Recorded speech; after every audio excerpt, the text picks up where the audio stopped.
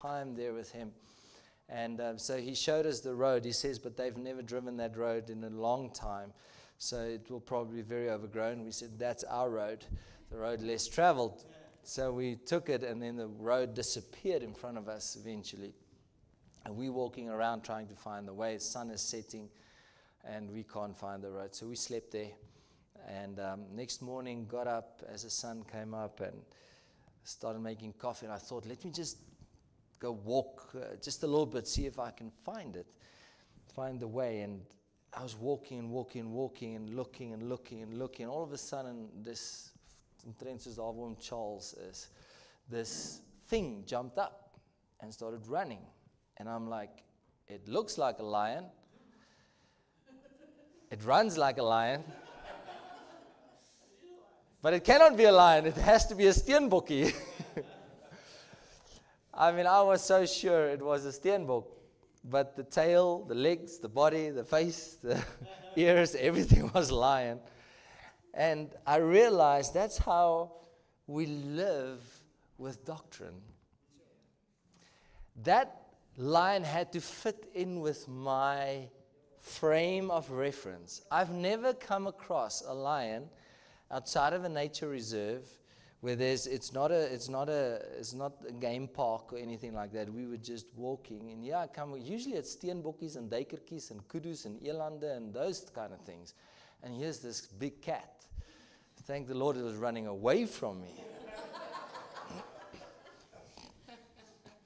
I'm telling you, I'm like, start walking over my shoulder. But in that, God spoke and said, when He wants to do a new thing, it doesn't disregard the old necessarily. But we're busy talking about David's tabernacle. Now we see a king coming in to a place that was called the city of Jabez. The polluters. Jabez means the polluters. It was a place, it was a fortified place. It was a strong, strong city. Even though it was broken down before under Joshua, they went and they took the city. And they left the city, they burnt the city, and they walked away. When David came, David was the only king that established the kingdom of God in that city on Mount Zion. Now you can go back over the studies. We've seen why we study David's tabernacle, the picture, the spiritual picture God has drawn from there to today. When King Jesus came in and came into the most holy place and brought in the ark of God.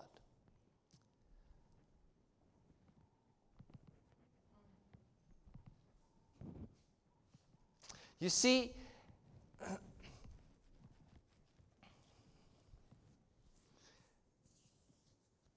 when we live from a place, because I can see you all shocked. When I live from a place of I have to attain something so that I can never walk in the strength of a thing. But if I live from a place of something that God has given, God has done, then the outflow, it's a river that flows out. Out of the throne, there's a river that gave life.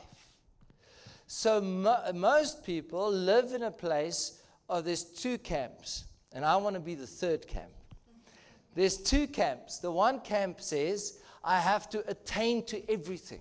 Everything is out of reach. If only I can do this, then I can touch the throne. If only I can go out a little bit more, then I can touch the throne. If only I can do a little bit more, then I can have the authority. I don't have the authority. Jesus hasn't given the authority. I first have to get the authority, and then I can walk in the authority.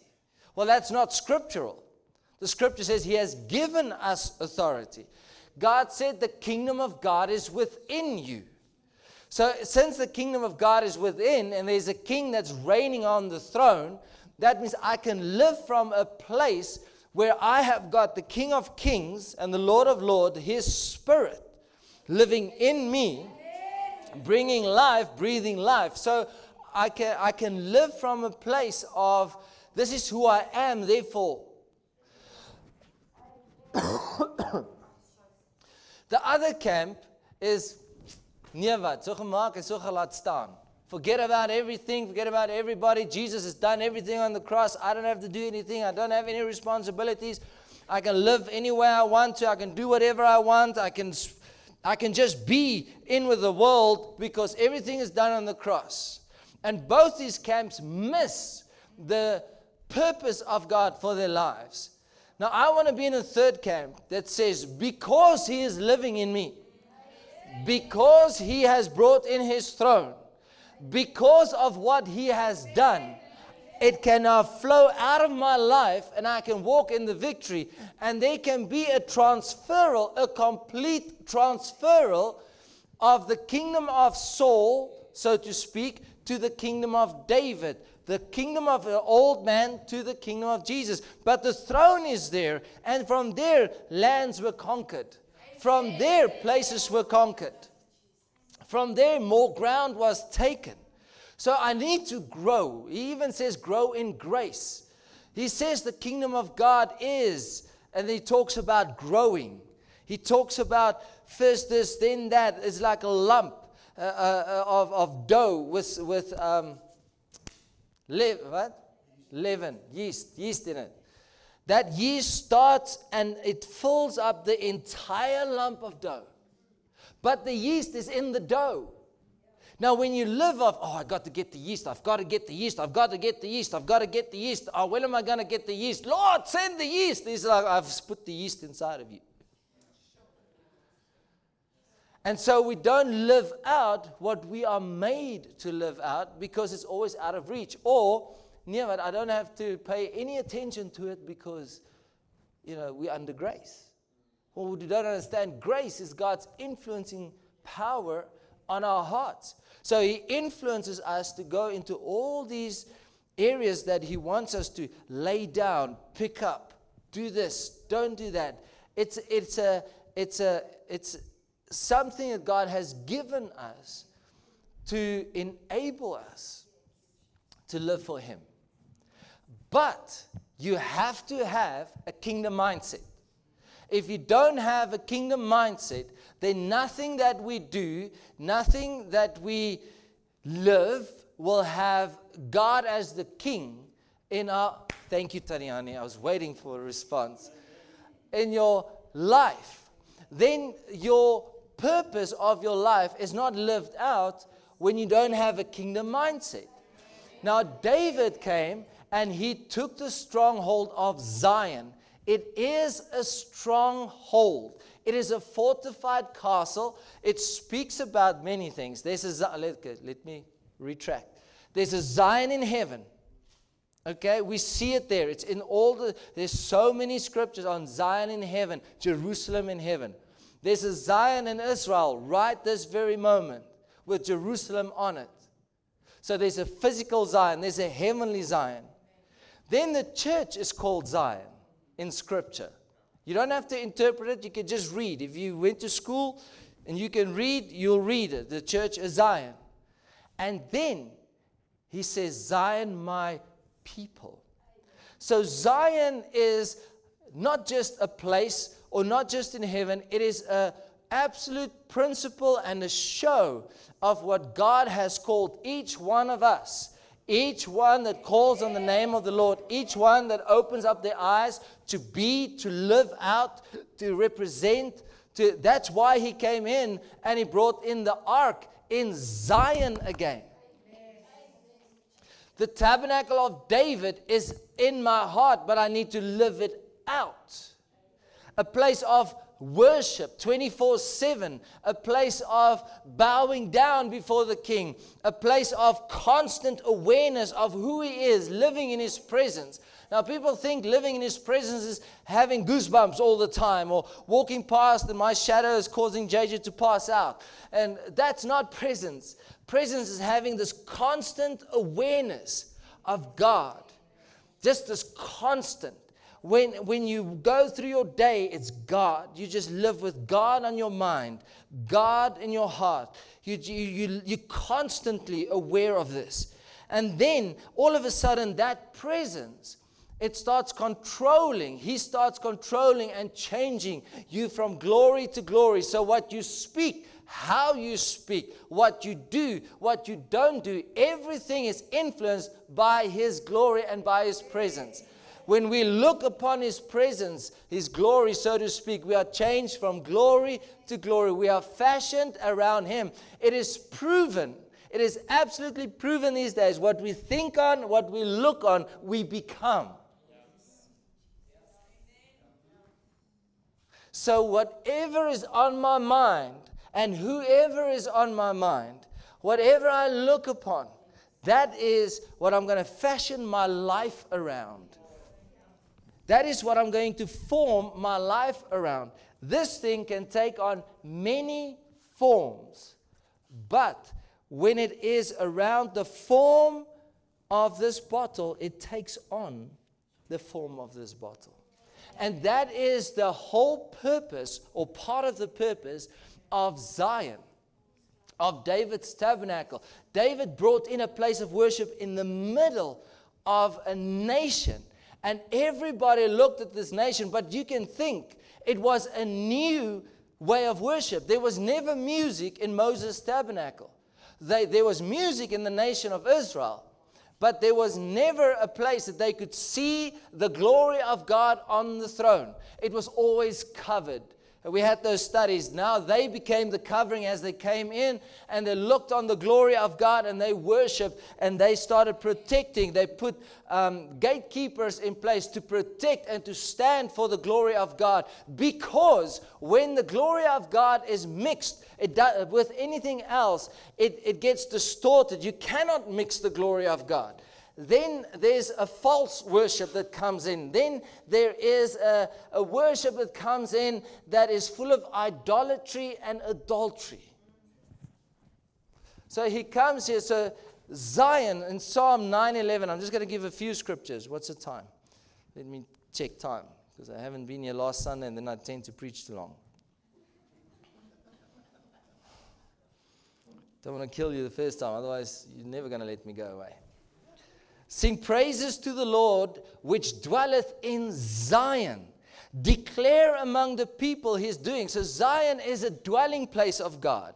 Zion is all about the dwelling of God. Zion in heaven, God dwells. Zion on earth with the tent of David, God dwells. Zion in the church, God wants to dwell. Zion in us, God wants to dwell.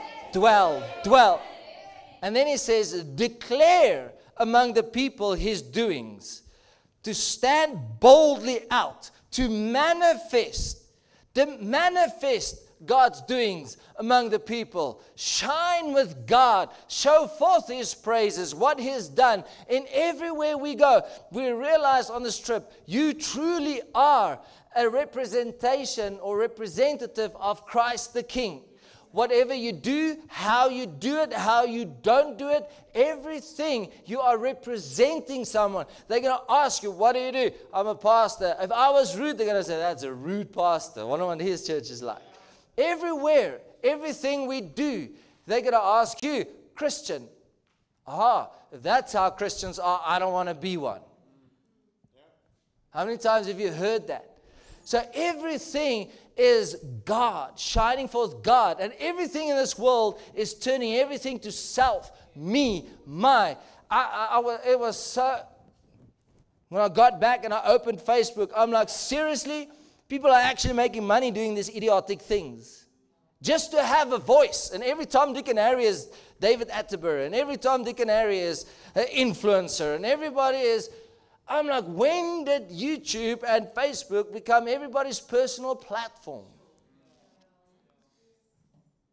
Me, look at me, look at me, look at me, look at me, look at me, look at me, look at me, look at me, look at me, look at me, look at me, look at me. Everything is look at me. Well, what am I seeing when I look at you? What are you seeing when you look at me? I'm not saying you can't post anything on Facebook. I'm not saying that. There's just so many videos, and everybody's got an overlanding page, and everybody's got an exercising page, and this. I'm like, really? And nobody's connected anymore. But everybody's got 1,000 followers.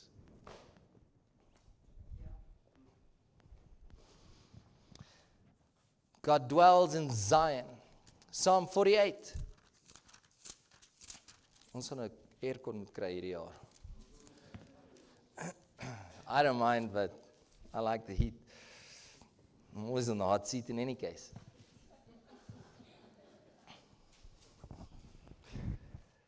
Great is the Lord, verse 1 and 2. Great is the Lord, and greatly to be praised in the city of our God, in the mountain of His holiness, His devotion, His purity, His dedication to His purpose.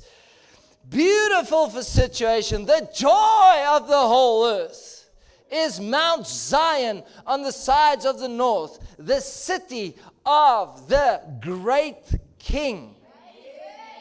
Psalm 50, verse 2. Out of Zion, the perfection of beauty, God hath shined. The completion of beauty. It is, listen to this. It means the subduing of the wool under the shepherd's staff. That's what perfection is. The subduing of the wool under the shepherd's staff. Shepherd King Jesus walking with his shepherd's staff, and we bowing. That's the perfection of beauty, is man yielding to Almighty God. It is, thank you, Jesus. I'm going to try and keep it in line. Out of Zion. It's Zion, the place where God dwells, the perfection of beauty. God hath shined. Psalm 74. Verse 2. Remember thy congregation, thy tent of witness. It literally means a tent of meeting, tent of witness, tent of gathering, tent of assembly, a family. The evidence, it's the evidence of something. This is a congregation, is an assembly as an evidence of something. This is what church has to be. It's an evidence of God. It should be an evidence of the purity of God, an evidence of the holiness of God, an evidence of the awesomeness of God, the evidence of the works of God, the evidence of who God is.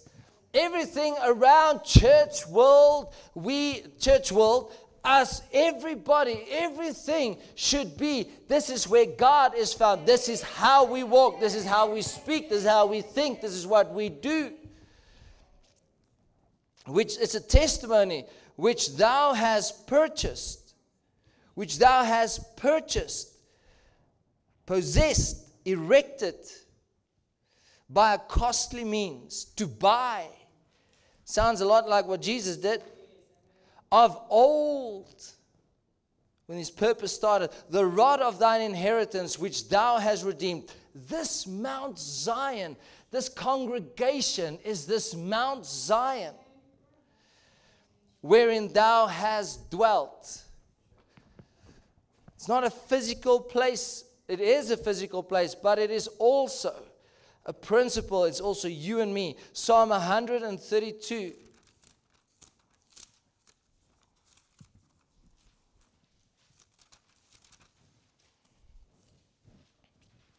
Verse 13.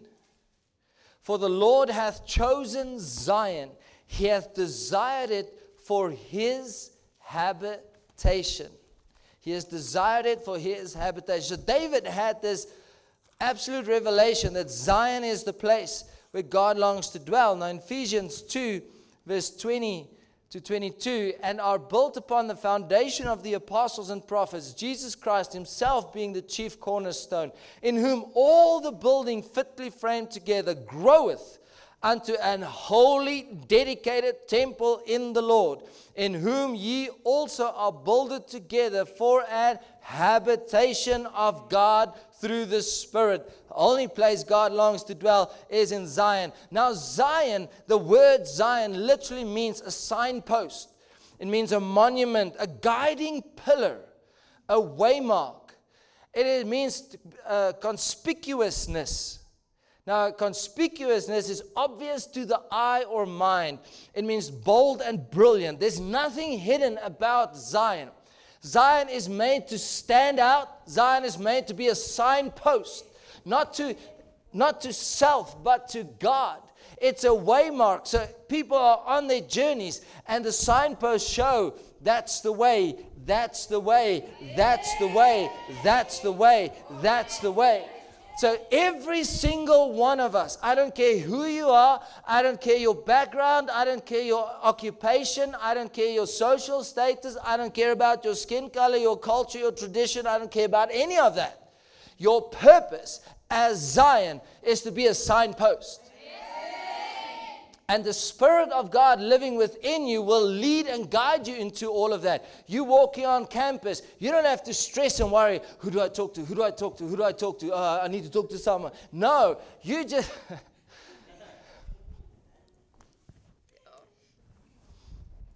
You just need to walk with Jesus, with King Jesus on your mind. Have your ears perked up, and the Holy Spirit will lead and guide you. When you think nobody is looking, somebody is going to look, and they're going to see how you treated that person, how you did that, how you did that. In every aspect of your life, people are watching, and they wouldn't know what they see, but they will know, I want something else than what I have, and you have it. It's in the way you speak. It's in the way you handle problems. It's in the way you pray. It's in the way you deal with people. It's in your love for God. And there's different personalities. I get all of that. But there's always one thing I'm reminded of. There's something that happened in my life that shaped me to where I am today, good and bad. So my personality is not what I was absolutely born with, so to speak. There's a part of my personality I'm born with, but there's a big part of my personality that was shaped through life. And there needs to be a regeneration and a renewing of my mind. Because the throne is here, but my mind is not. My mind has to come over in line with God's purpose and plan for my life. And this is what David did. When David brought in the ark of God, he established worship in the midst of Israel. He put up people that's going to protect it. So when people came to Jerusalem, they heard the worship of God 24/7. They saw the tent of God. They could experience the glory of God. That is church. It's supposed to be church. It's how your life in your private life should be. Then you bring that to church. That is your purpose, and that is why the enemy fights you. The moment you reach for Zion, the kingdom, Zion is all about kingdom. The moment you reach for Zion, you are stepping into a territory that the enemy used to have, and he doesn't want you to have it now. You can be a good person. You can go to church every now and again. But the moment you say, kingdom, I want to live kingdom, that is where the dying to self is. But that is also where the enemy comes in to oppose. Now, what we don't realize, what we should realize, is that he has given us all authority over all the enemy, and nothing shall by any means hurt us. So we need to go into spiritual warfare. But now he says, okay, if these people are going to start warring against me, and then we're done for. So let's keep them busy. Let's give them a Facebook and an Instagram. Let's give them shorts to be 5 hours scrolling through every video on shorts. Let us inundate them with worries. Let's inundate them with this and that. And let's get their attention away. They're good people, that's okay. I don't mind a good person, but to have 100-fold fruitfulness, that we don't want. We don't want to see people on Mount Zion again. So if I can't stop them from getting saved, I'm going to try and stop them to live their purpose as a waymark, as a Zion people, as a Zion church, as a praise to the glory of God throughout all the earth. There's a flood of wickedness coming in that we've never seen before. We drove out of our house Monday. We turned left, we turned right into Beiersnodder. And on the lawn, now given, Saydorp is not the best part of town, but it's my part of town.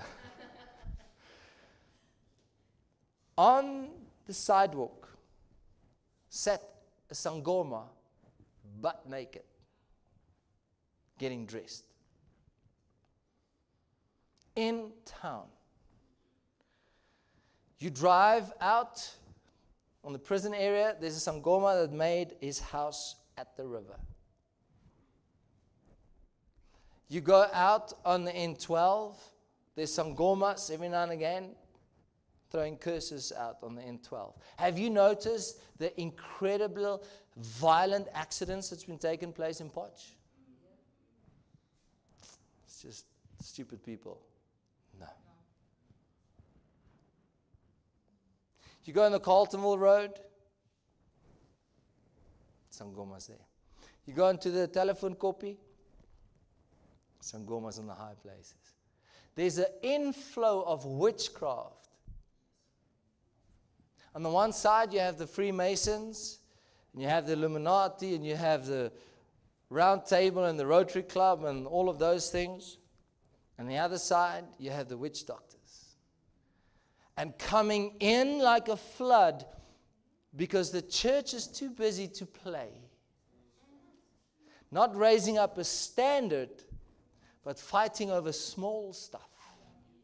Don't like the music, you sing it too long. You repeat the chorus too much. Oh my goodness.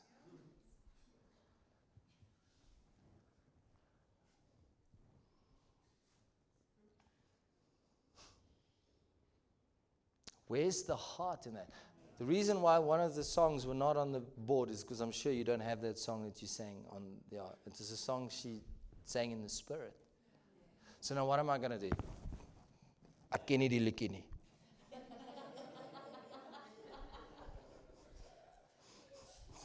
Want ek doen nie. Or I can be like, God, I just praise you. I just praise you as my sister. You could feel this, the Spirit was here. We started praying. We usually start praying about 8:30. And the presence of God was just in this place on this one song. And we just sang it, man. I was so grateful. So the song service wasn't short today. We started 8:30 already. When we were praying. And what do you do when the Spirit of God show up? No. Spirit, you're too soon. Te vinnig. Bossie is nog hier nie. I didn't know they were coming. Or do you let the Spirit have His way? You see, church, it's this thing of, I know you have to have a starting time, otherwise nobody will know when to show up. But don't come to church with leaving on your mind. You don't step into a movie theater with leaving on your mind. You're like, oh, I can rest now.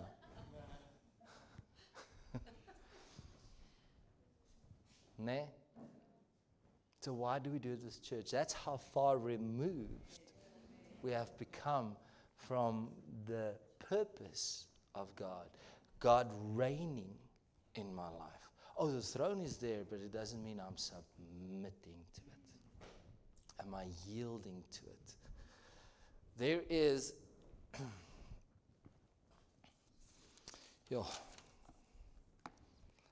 Isaiah 48.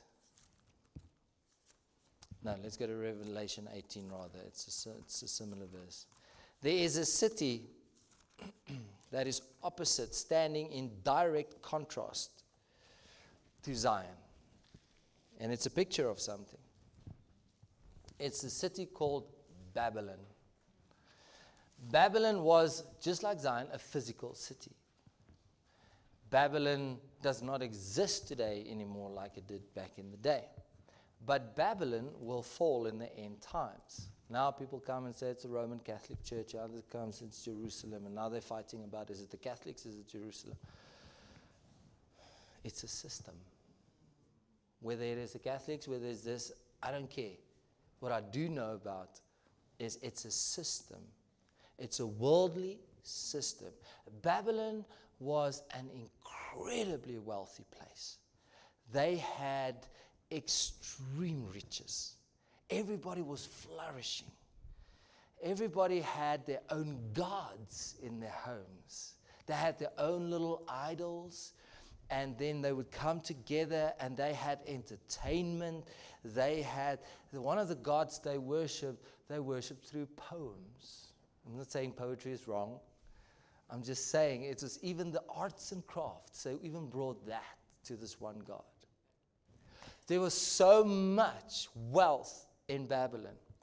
and everybody was wise in their own eyes, and it was a place of captivity. Just listen to this, how contrast it is. I just wrote down a few things. We'll study it some other time maybe. It's a place of weeping. It's a place of captivity, where Zion is a place of joy and a place of freedom. It's a place of witchcraft. Babylon is a place of witchcraft. Zion is a place of the prophets. Babylon is a place of sorcery, divination, worldly wisdom, psychology, carnality, fleshly, religious systems, fornication, idolatry, harlotry. Everywhere where Babylon is mentioned, these things are attached to it. Uncleanness. There's a place of demons. It's a place of self-promotion. It is a place of traditions of men. It's a place of sorrow. It's a place that controls the wealth, and it is greedy. It was a place full of fashion and sexual freedom and sexual expression. Zion, I'm going to start at the top. Place of joy, place of freedom, place of the prophets, place of the priests, place of the wisdom of God, place of the spiritual, and it's heavenly, where there's liberty of the Spirit, where there's holiness, where there's true worship, where there's the glory of God. Zion is promoted by God. Zion is a generous place. It gives willingly and sacrificially. It's a place of modesty and purity and sexual purity. Now, both these rivers, very interesting, both these places had rivers. The one brings death, and the river of God brings life. So there's this place called Babylon, so to speak, that this world belongs to, this worldly systems, this worldly ways, this worldly thought patterns. And I've seen it. It was a place of entertainment. What is creeping into a lot of the religious world? Entertainment. What is creeping in? Self. What is creeping in on the platforms? Witchcraft. It's so many places. We can have a whole study. We can rip the poor body of Christ apart. But Babylon has infiltrated the church world. They're having shows and festivals with worldly music and worldly dancing. And they've got tarot cards, calling it guiding cards. It's witchcraft. It's all witchcraft. So you see the contrast between the two places, where there's rivers on both sides, but the one brings life out of the throne of God, out of the authority of God, and the one brings death. Revelation 18. I'm not going to read the whole chapter, but in verse 2, he says, "And he cried mightily with a strong voice, saying, Babylon the great is fallen, and is become the habitation of devils, and the hold of every foul spirit, and the cage of every unclean and hateful bird." Verse 4, "And I heard another voice from heaven saying, Come out of her, my people, that ye be not partakers of her sins, and that ye receive not of her plagues." Verse 23, "And the light of a candle shall shine no more at all in thee, and the voice of the bridegroom and of the bride shall be heard no more at all in thee. For thy merchants were the great men of the earth, for by thy sorceries, thy magical arts and seductions of idolatry were all nations deceived, caused to stray." Everything about Babylon is opposite to Zion, causing us to stray. This world is designed to take you out of the purpose of God. You can be a good person, just don't walk in purpose. The moment you step into purpose, people look at you funny, people look at you strange, people look at you up and down. But this is where you need to realize, but I'm called to be conspicuous. I'm called to be different. I'm called not different in the sense of odd, but be different for God, where God shines through, where God is the one that's magnified. You're not just different to be astrant. You're different with God. You shine God.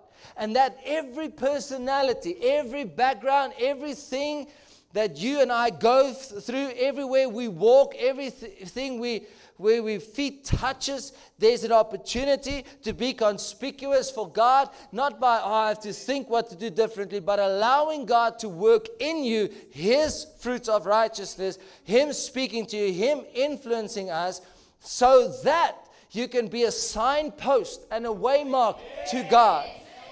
It's your purpose to surround the glory of God, to yourself being changed from glory to glory, but then to be the signpost. You showing out, this is God, this is who God is, and what God has done for me, He can do for you. So everywhere you touch lives, oh, Rabasai, it's all for the glory of God. Whatever you do, have kingdom on your mind. Those are Zion people.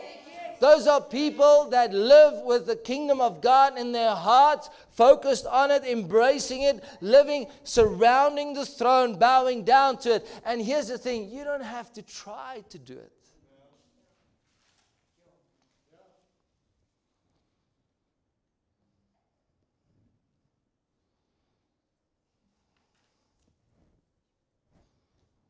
I wanted to do my brakes on the car, not mine, the car's brakes.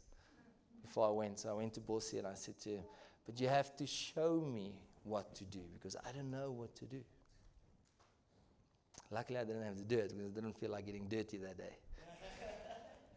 But he would have been there, loosen this, then I would have loosened that.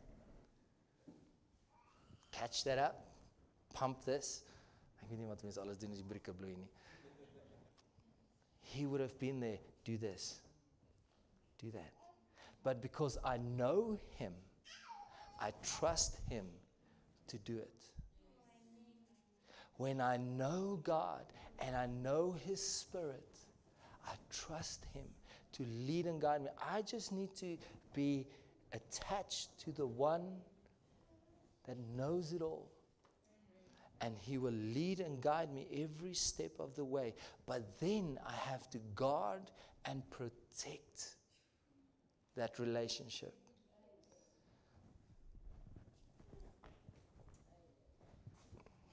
Isaiah 51. Babylon is going to fall. This world is a habitation of devils. And everything in it is trying to get us to divert away from God's presence. I'm going to close up. Isaiah 51 verse 16. And I have put my words in thy mouth, and I have covered thee in the shadow of mine hand, that I may plant the heavens and lay the foundations of the earth, and say unto Zion, thou art my people. Do you know how valuable your life is? I mean it. Your life is incredibly important on this earth. The value that you were purchased with, the price that was paid for each and every one of us. God says, Zion, my people. Your life stands out.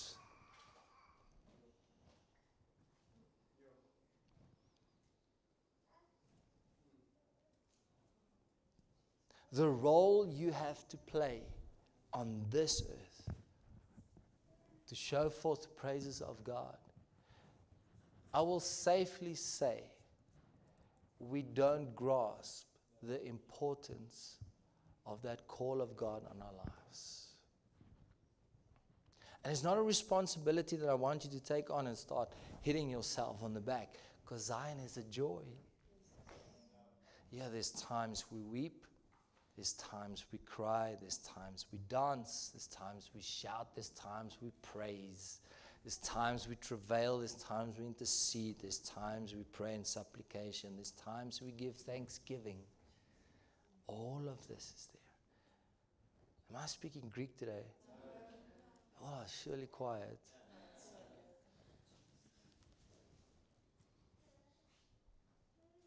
These 2 weeks, all I keep on hearing, Zion, a guiding pillar. Zion, a guiding pillar.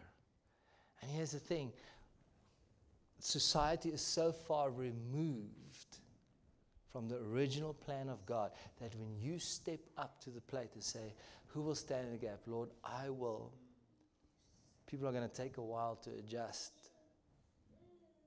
It's like, huh? Well, let me show you. Let me tell you. But we have to then watch. The thing we have to guard is that we don't allow things into our lives that's going to take us in a direction that's going to cause us to stray. And yes, even a doctrine. That's why I realized, do not go and box God in and say, this is it, want ek so groot geword, this is it. Don't do it.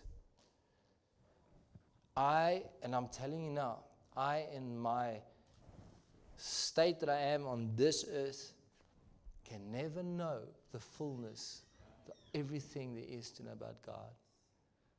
So I need to allow Him to lead me and guide me. Now, if you had truth, the new will never contradict the truth, but it will build upon the truth. If you had falsehoods, then when God brings truth, it's going to expose the falsehoods, which is fine.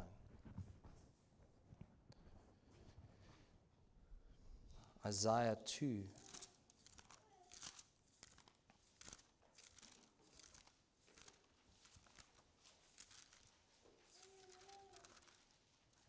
I think we're going to look at the worship in David's tabernacle next week, I think. Isaiah 2 verse 3. Because David's tabernacle was the establishing of true worship again. And many people shall go and say, come ye and let us go up to the mountain of the Lord, to the house of the God of Jacob. And He will teach us of His ways, His manner of life and habits. It's a way of the living. And we will walk in His paths. That word paths literally means the way of living. For out of Zion shall go forth the law. Now everybody gets it right. No, let me tell you what law means. Direction and instruction. Do we all need direction and instruction? Yes. This is not talking about the ceremonial law. We have to slaughter this and kill that on the 5th day of the 12th month of the 9th hour. Don't ask me to repeat that. The law, the direction and the instruction out of Zion. And the word of the Lord from Jerusalem. That word means purpose. Give instruction and direction and purpose from Zion. I'm trying to give you pictures, Sister Rita, of you being Zion, and out of Zion the Lord comes and He gives instruction. Not a little know-it-all, just give that instruction through your life and purpose, where your life speaks of this. Your life is so important, and that is why the world is trying to defile your life. Let's go to Amos. It's closer. Amos chapter 9. Amos 9 verse 11. This was quoted in Acts 15. It was the fulfillment of it in Acts 15.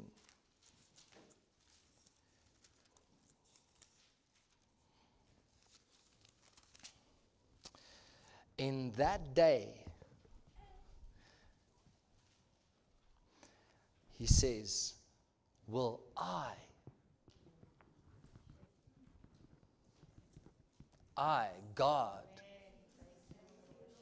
God will do it. That used to bug the living daylights out of me. I thought it's my responsibility. God said, I will do it. I don't know how to do it. God knows how to do it. I will raise up the tabernacle of David that is fallen and close up.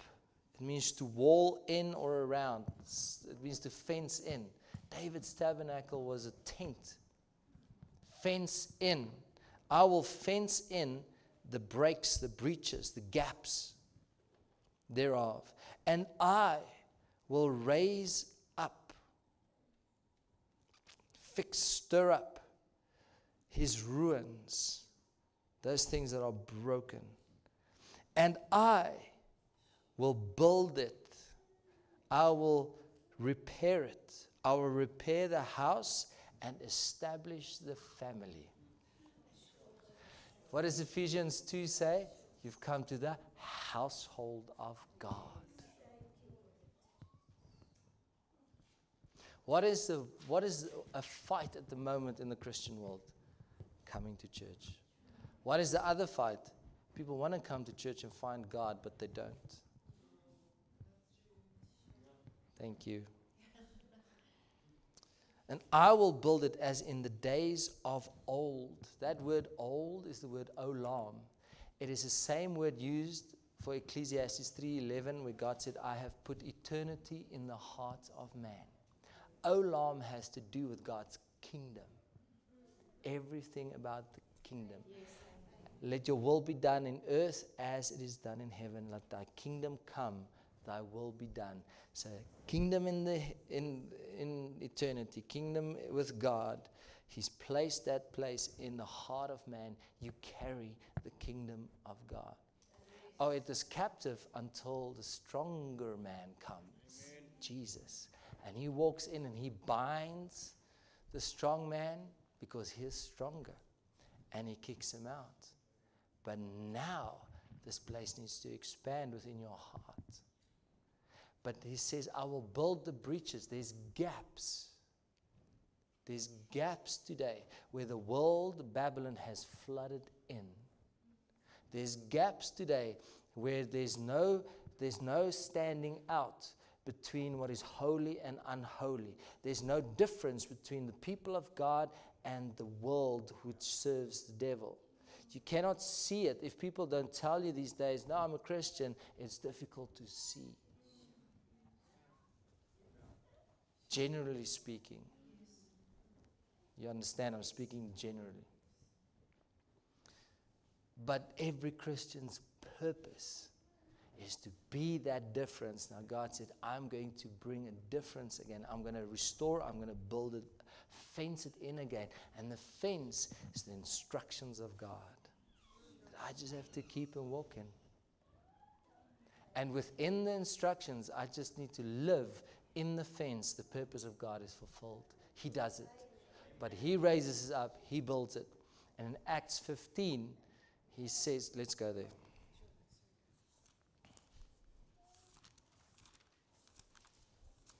I know this is more teaching message, but this is the foundation of where we're going. Go listen to the studies again. Study it for yourself. I'm asking you to go listen to it, not because I'm a great preacher, but because we need to have this settled. Acts 15, verses 16 and 17. After this, I will return and will build again. I will return, I will busy myself once more. The tabernacle of David, which is fallen down, and I will build again the ruins thereof, and I will set it up. I will straighten it up. I will make it erect. It's to take a deformed person and make them straight. That the residue of men might seek after the Lord. There you go. That the residue of men might seek after the Lord. Caroline, jou lewe maak saak. Is dit so baie aan jou gedink vir die trip? Jou lewe maak saak waar jy is. Almal van julle.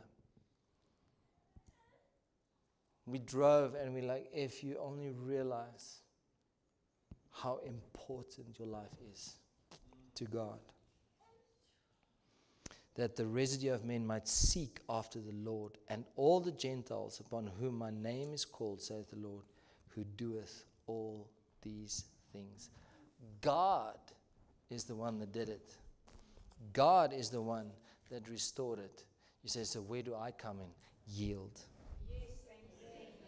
Just yield. Let the Spirit of God, we can almost write a manual for Christianity, and it will do nothing.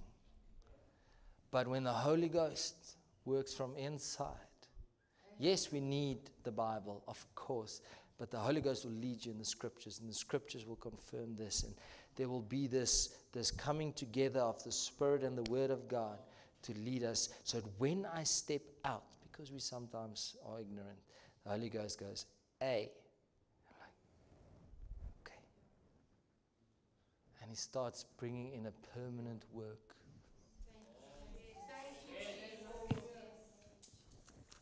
I'm closing with 1 Timothy chapter 3, verse 15.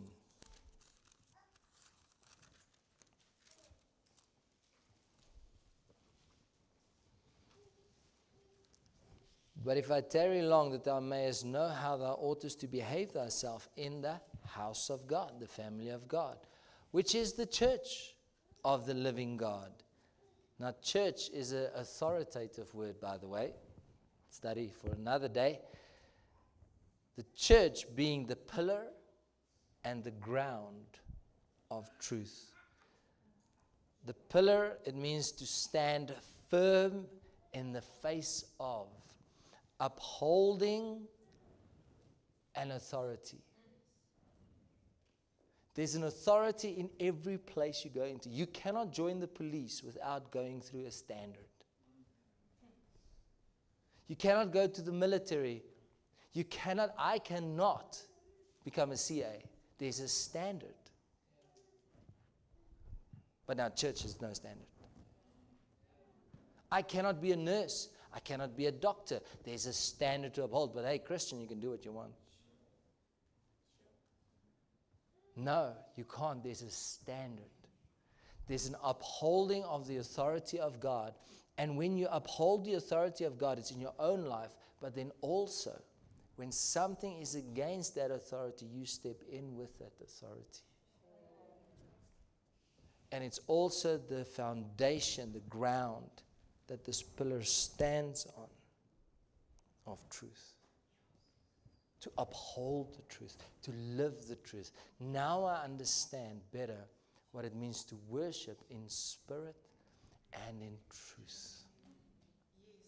When I live truth and I come in my life as a worship to God, it gives you what you long for. We all want to be intimate with God. We all want to be close to God. We all want to be filled with God. And it's living David's tabernacle. With worship and adoration and yielding and protecting and guarding, and said, no, that is against the will of God. That's against the things of God. I don't want that in my life. And Charles Morgenson. And then through living this, He floods your soul. Now you said, now how does this work? I'm Zion, but I'm living Babylon. It's easy. So ask the Lord the same question. I'm Zion, but my mind is stuck in Babylon. And you cannot live Zion and have a mind stuck in Babylon. That's why I say be transformed in the spirit of your mind. You got to start thinking differently. Brandon, you're not just fixing a car. You've got a purpose. Where you transform your mind out of Babylon. That's why it says return. He called them out of Babylon. Return, return, return. Come out of Babylon, return, rebuild. Get your mind out of that. Be transformed in the spirit of your mind. Thank you, Jesus. It's simple. It's Jesus. He says, I am the way. What is a way? A way is to travel on. A way is to walk in. walk Jesus. As Jesus. As he did. Not you walk as Jesus. As the way Jesus walked, you and I walk. As he lived, allow him to lead me to live like that. He's given us everything for us to live like that. Look at his life. That's what he wants to do in your life. That we might be conformed, shaped, fashioned into the image of his Son. And that's where the fruitfulness of Zion comes from. That's the man-child. It's simple. It's not complicated. That's where the Christ is formed in his living Zion with a throne in the middle, surrounding Zion. That's then Christ starts being formed in you. And we being fashioned like Christ. And we start talking like him and walking like him and thinking like him. And when the old man comes with a thought here from the left field, you're like, no. I'm taking that thought in captivity. I'm bringing it to the obedience of Christ. And so we've got all these principles to live by. And this breath gets lived in. But if you're going to try and do this without the Spirit of God and the grace of God, you're going to burn out. But if you do it in this awareness of who you are and what he's placed inside of you and who he's placed inside of you, then you live with this awareness and he leads you, and he leads you, and he leads you, and he leads you, and he leads you. And he wants to. I was amazed because we stayed off the roads, as I said.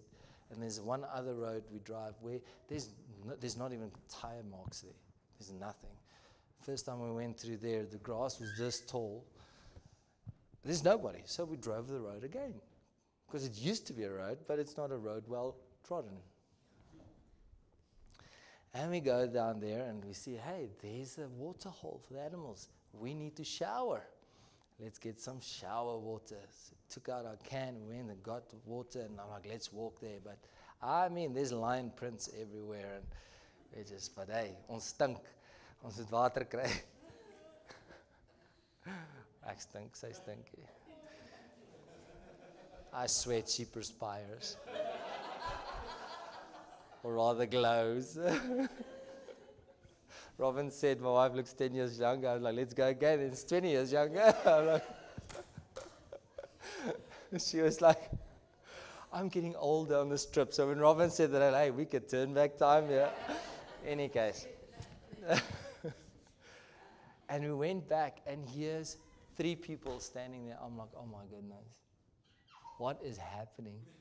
What is happening?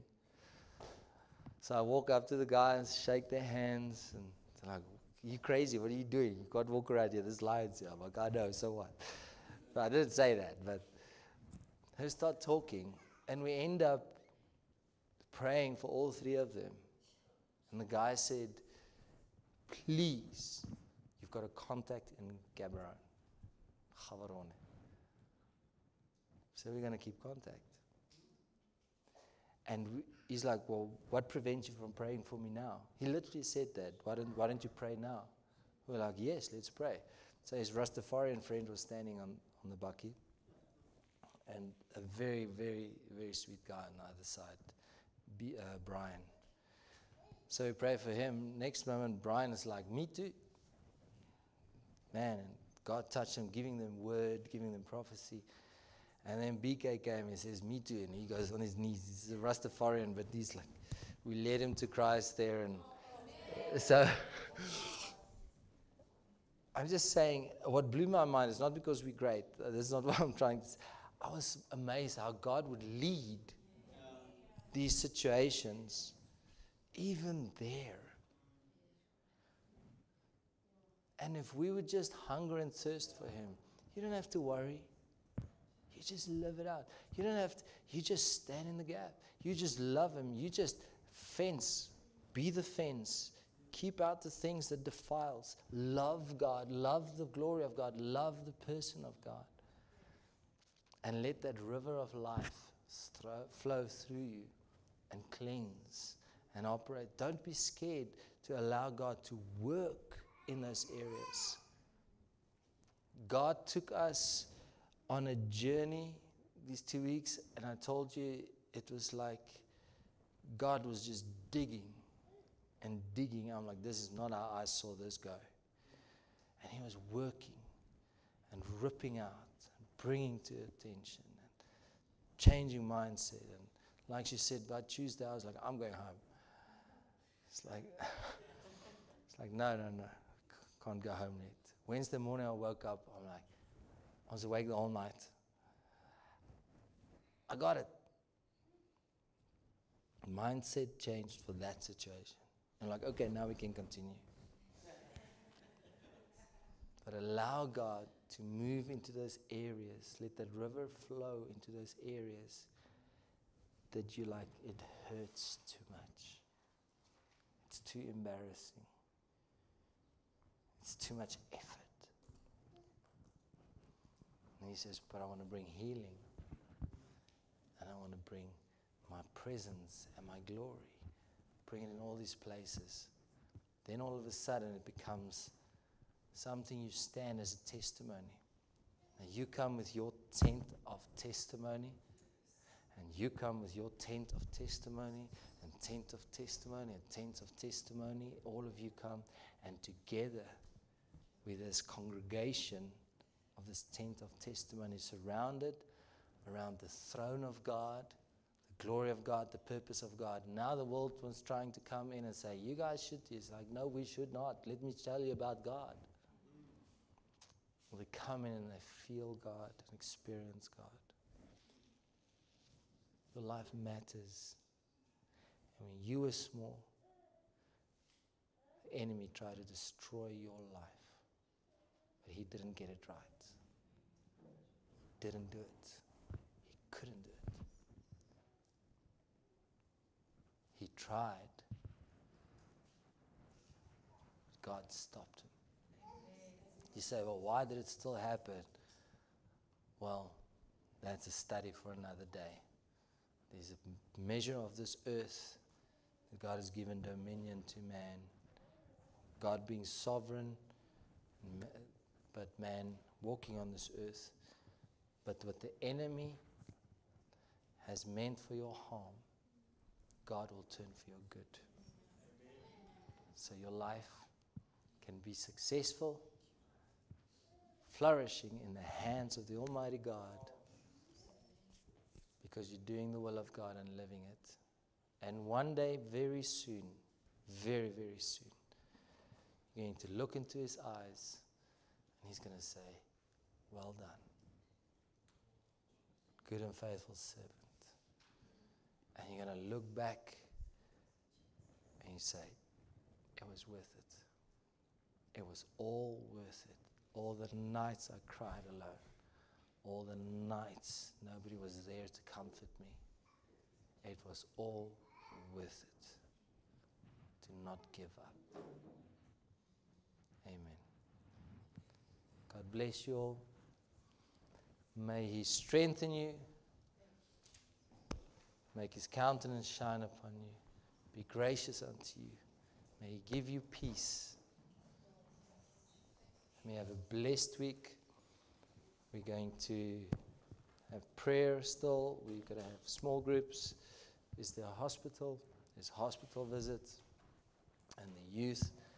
So we're looking forward to what God is busy doing. Amen. Let's stand up and praise God. Father, we thank you for your goodness, your kindness, your mercy.